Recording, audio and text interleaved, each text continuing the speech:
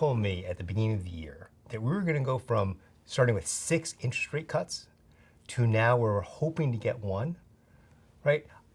I would be shocked to say that the equity markets are up 15%. What's really happened was the economy underneath has been very, very strong, and that's really what's enabled the Fed to actually push out those interest rate cuts. I think that's actually really good for the stock market. Clearly, the best performing sector has been technology.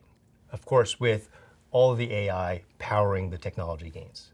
But the second best, you would never guess, it's actually Japan.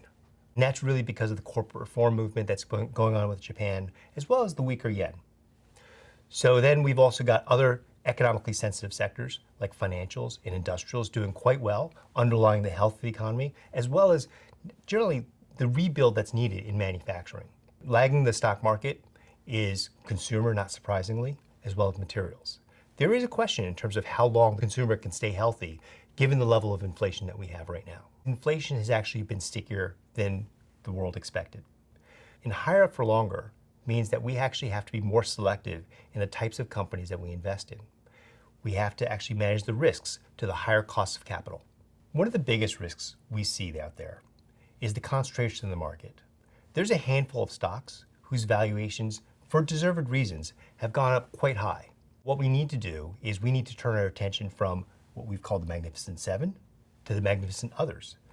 There's a large valuation gap and a lot of opportunity outside of that pool of largest cap stocks. Over the last 6 quarters, what we've seen is many companies outside of that magnificent group of large cap stocks has not done well.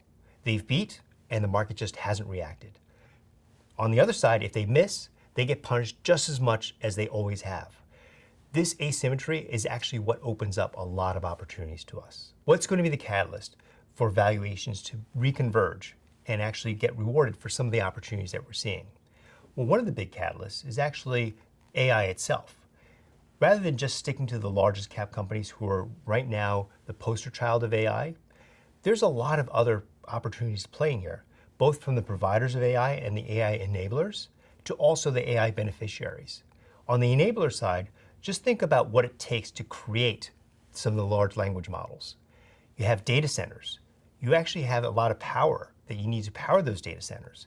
Then if you think about the beneficiaries, healthcare, think about how much efficiency we can get out of the healthcare system if we can actually apply AI to R&D, to connecting with customers, even looking at connecting patients to doctors. In industrials, we actually see a lot of other factors besides just AI that's powering their profitability.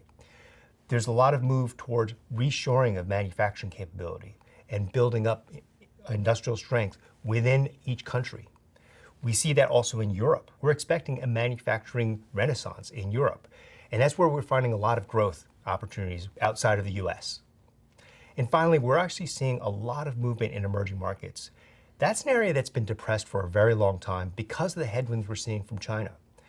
But we're also seeing a lot of great companies, and the amount of outperformance we've been able to generate in emerging markets has been fantastic, given the dispersion that's available in that market.